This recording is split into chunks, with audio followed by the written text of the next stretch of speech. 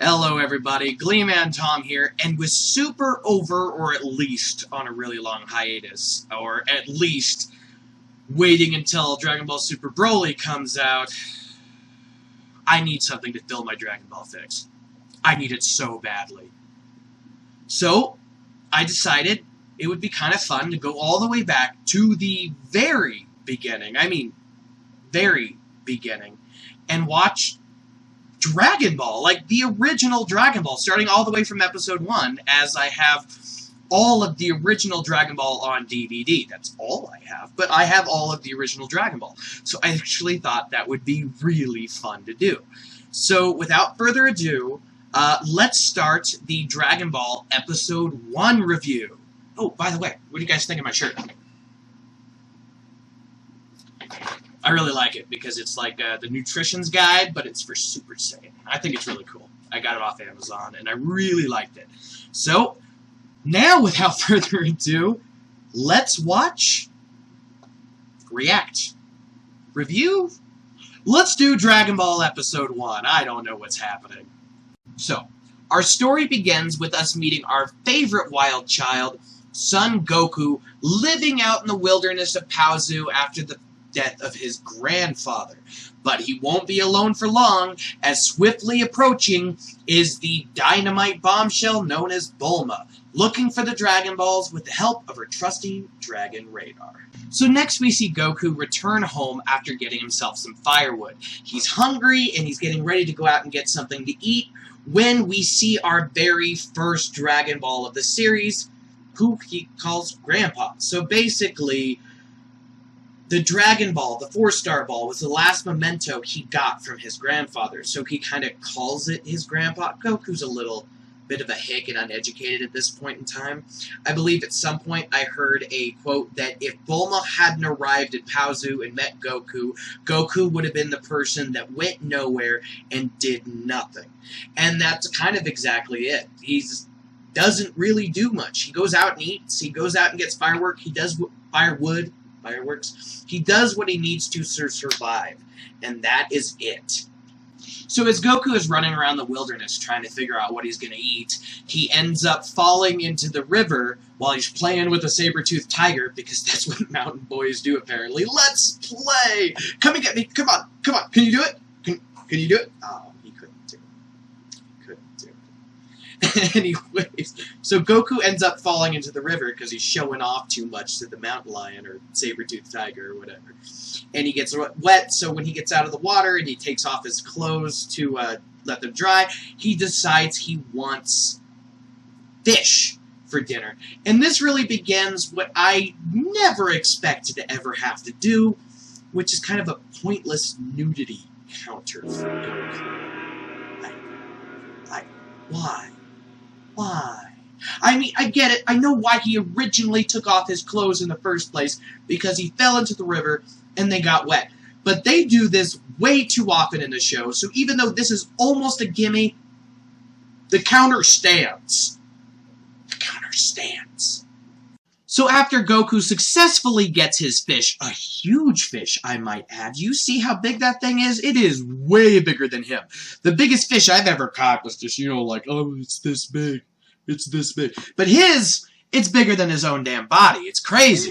And you know, with that Saiyan biology, he's going to be hungry again in a couple hours, even if he eats that whole thing himself.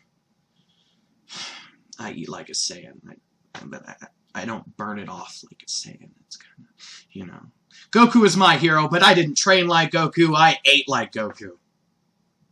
It's really not something to brag about, is it? Oh my god.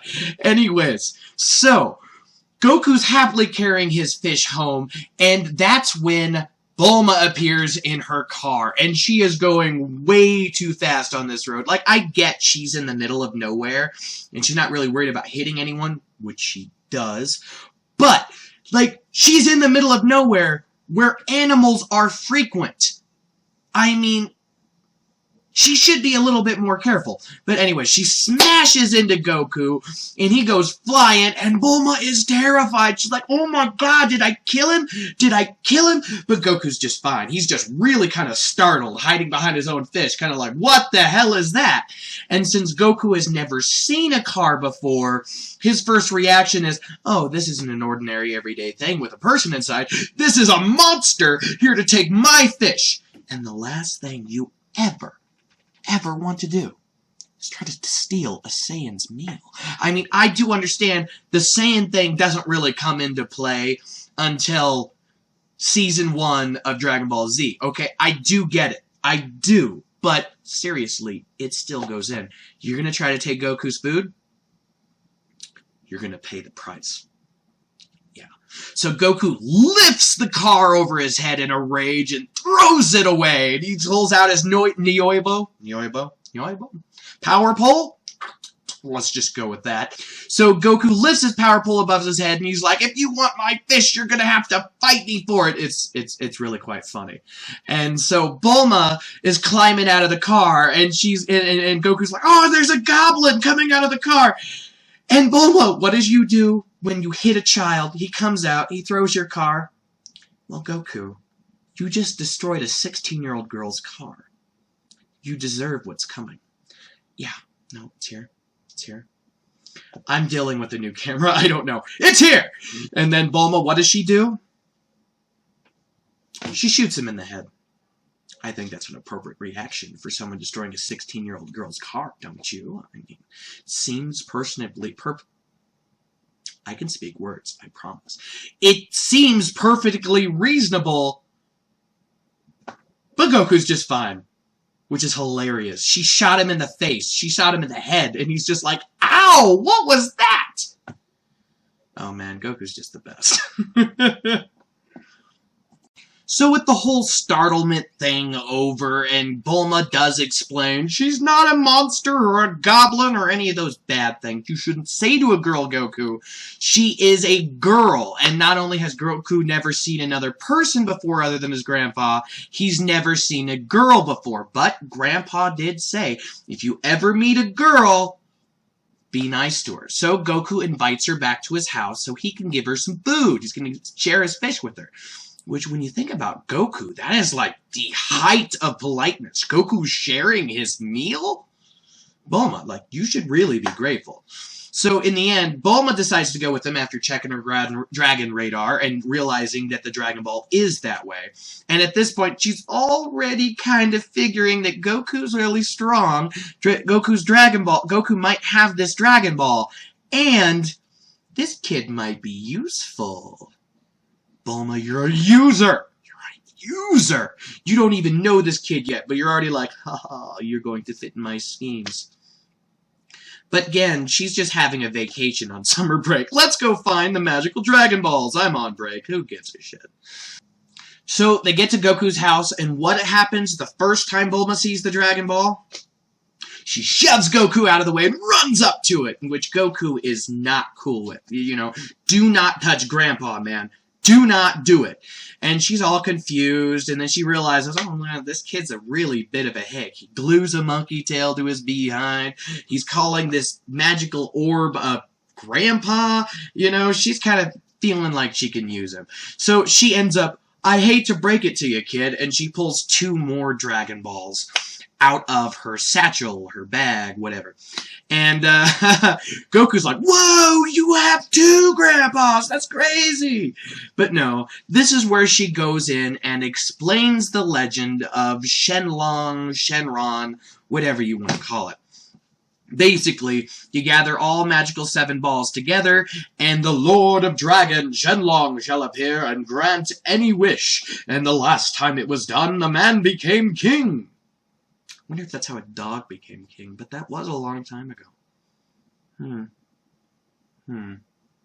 Anyways, what I really like about this moment is in the manga, Shu and Mai and Pilaf don't appear for a while. But here, they're being spread out in the first couple episodes to kind of pad it all out. So you find while Bulma's explaining the Dragon Balls to Goku, Mai is explaining the Dragon Balls to Pilaf, which I think it's weird. Why would Mai know it more than Pilaf? Because, I don't know. I love Mai anyways. You got two beautiful babes in the very first episode, so that's awesome. Oh my god, I almost actually forgot. I was actually in the middle of editing this video. I was almost to the end when I realized I did not mention Bulma's perviness. I mean, when she's trying to get Goku's Dragon Ball and Goku is not interested in parting with it, she offers him that little peek. You get what I mean?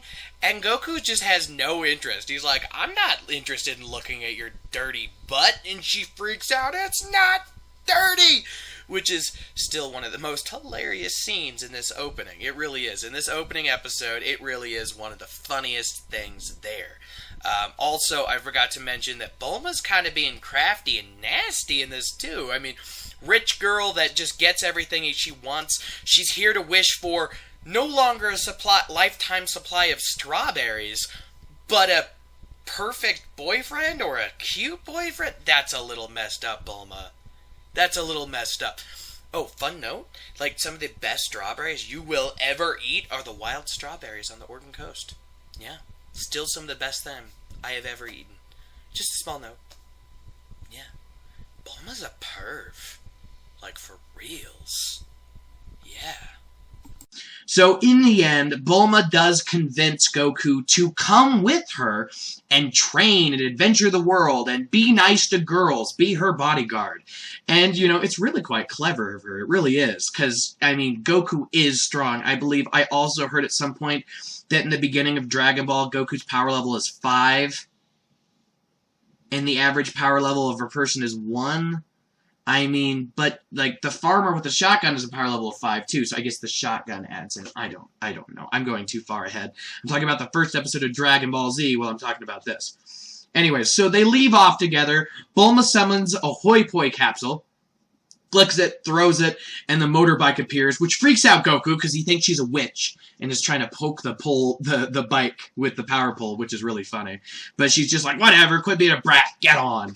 So they get off and they leave, and they ride for a while until they go over this steep cliff, and they fly over it, and Goku loves it. Oh my god, we're flying, that's so cool. But Bulma gets down, and she's like, oh my god, that was way more steep than I thought it was. I can't believe that. Whew. Anyways, I'm going to take a break over there. And she goes off, and Goku's like, what's going on? And she's like, don't you realize I have to go to the bathroom? No, he doesn't. He's never met another girl or human before. And Goku's straight up confused of, why don't you just go right here? I don't know. Anyways, so they go through, and then Bulma gives this horrible scream, and Goku goes to check out and gives one of my favorite lines ever. What's wrong? Did a snake bite your weenie? Did a snake bite your weenie? It's hilarious and horrifying at the same time. Like, oh my god. Any guy out in the audience, you get what I mean. Like, it's hilarious. And then you picture it, and then you're just like, oh god, no. No. Anyways, so it's like this big pterodactyl monster flying dinosaur thing. And it talks, and it can use ropes, so it's kind of like intelligent. I mean, it's weird. You see some dinosaurs that are just like dinosaurs. Like the T-Rex, you know, that follows them around and tries to eat them in times. But, like, this pterodactyl is, like, hyper-intelligent, and he even, like, you know, oh, no, it's fine, kid, we're old friends, we're gonna go talk over here. Why don't you wait here while I tie you up? Which is always hysterical, like, seeing this thing tie up Goku. So he's flying away with Bulma, and Bulma's just like, save me, you idiot, what are you doing? And Goku's just like, oh, you want me to save you? Oh, okay, I guess I can do that. Why didn't you tell me in the first place? So he goes and he's like, I can't fly though, what am I supposed to do? So he goes and gets on the motorbike and drives it up the hill, jumps up, and he's in the air, but he can't reach her quite yet, so he steps out on top of the motorbike, still can't reach, so then he jumps, and he starts falling, and then the, you know, pterodactyl thing is like, oh, what an idiot, I can't believe he did that, ha, easy meat.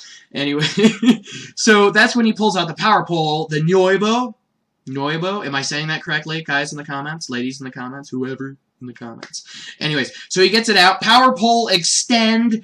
He smacks the thing in it, and the manga, like, confirms straight up that he killed it. It had, like, a little skull and crossbone things there. And it falls, and then he throws the power pole, and he lands while the thing falls behind him. It's really kind of cool looking. And then he's just like, huh? Maybe I didn't save her after all. And then it shows Bulma screaming, and you look up, and she's hanging because the power pole slid through her sleeves, right? And is pinning her against the rock face. And she's kind of tinkling out, and you know, she's like, oh, I really did pee. Goku's just like, good for you. Oh, Goku's the best. Oh, so they get back on the bike, and they're off again on their adventure. And that's episode 1. It was a lot more fun than I remembered. I mean, you look back and you think of an episode 1, and you're like, okay, it's just going to reintroduce you to some characters and everything. But it really was a lot of fun. It really was. I had a blast with it, and I can't wait to get into episode 2. I have seen all these before. I'm pretty sure you guys all know by now. This is a rewatch. This is me going back through, watching the series again, and going, this is great. This is so much fun. Finally, my Dragon Ball fix will be helped. Oh, I needed it, guys. I needed it. I needed it so bad. Anyways, that's it. This video is probably going to be really long, too. Like, really long for covering a single episode of an anime, but who knows. It's good to enjoy what you do. So if I have a lot to talk about, I have a lot to talk about. If there's anything else you want me to discuss or anything else you want me to do on my channel, leave a comment in the description below. Leave a comment in the comments below. Tell me what you want me to do. I'll consider it. Tell me what you're excited about, what your favorite moment was from the very beginning of Dragon Ball, or what your favorite season is of Dragon Ball. Till next time. Take care. Bye.